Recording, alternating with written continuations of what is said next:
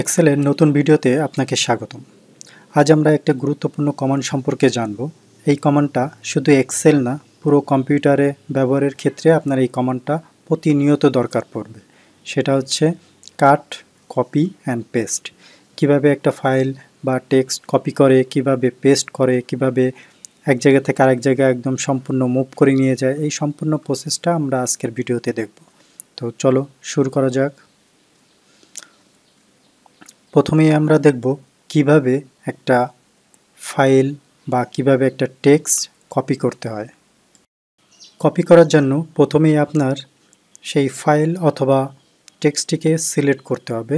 Select করে right button click করে copy অথবা কন্ট্রোল সি কমান্ড করলেও কপি সিলেক্ট হয়ে যাবে। অ্যান্ড দেন কন্ট্রোল ভি অথবা রাইট বাটন ক্লিক করে পেস্ট অপশনে দিলেই পেস্ট হয়ে যাবে। কোনো একটা ফাইল প্রথমে কপি করতে হবে, দেন পেস্ট। কারণ পেস্ট কিন্তু শুধু কপি না করলে সে অ্যাকশন কাজ করবে না। তো অবশ্যই ফার্স্টে কপি করে নিতে হবে, দেন কন্ট্রোল বি প্রেস করলেই আমাদের পেস্ট হয়ে যাবে।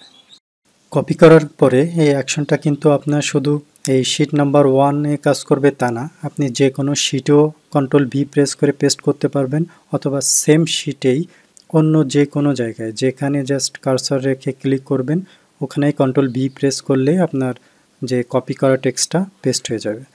তো পেস্ট করার জন্য বিভিন্ন ফাংশন আছে, এখানে দেখে নেন যে ডিজাইনটা আমরা কপি করেছি সেই ডিজাইন সহ পেস্ট হবে নাকি শুধু টেক্সট পেস্ট হবে। তো বিভিন্নভাবে আপনারা করে ট্রাই করতে পারেন। তো আমরা কপি দেখলাম, পেস্ট দেখলাম, এখন আমরা দেখব কিভাবে কাট করতে হয়। কাট করার সিস্টেমও প্রায় সেম। ফার্স্টেই আপনার রাইট বাটন ক্লিক করে cut option and then control V বা রাইট বাটন ক্লিক করে পেস্ট। দেখুন কাটের ক্ষেত্রে কিন্তু আমাদের প্রিভিয়াস অ্যাকশনের কিন্তু ডিফারেন্ট আছে। কাট করার মানে হচ্ছে আমি যেখান থেকে ওই সিলেকশন করেছি ওই সম্পূর্ণটুকু নিয়ে মুভ হয়ে যাবে, তার মানে ওখানে কিছু থাকবে না। কপি মানে হচ্ছে রেপ্লিকা বা ডুপ্লিকেট, ওখানেও থাকবে, আমি যেখানে পেস্ট করব সেখানেও থাকবে। কিন্তু কাটের অ্যাকশনটা হচ্ছে পুরোপুরি ভিন্ন। আপনার পুরো ফাইলটা যদি চিন্তা করেন যে না এক জায়গা থেকে আরেক জায়গা পুরোটা ধরে মুভ করব, দেন পুরো সিলেক্ট করে কন্ট্রোল এক্স দিলেই কাট হয়ে যাবে।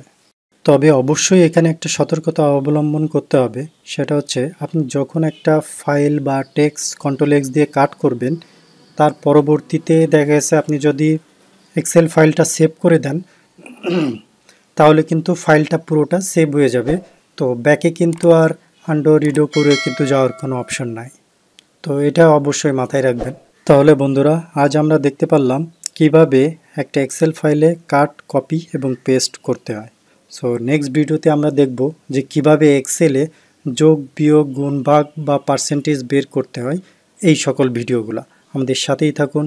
আবারও ধন্যবাদ জানিয়ে শেষ করছি আমাদের আজকের ভিডিও। আল্লাহ হাফেজ।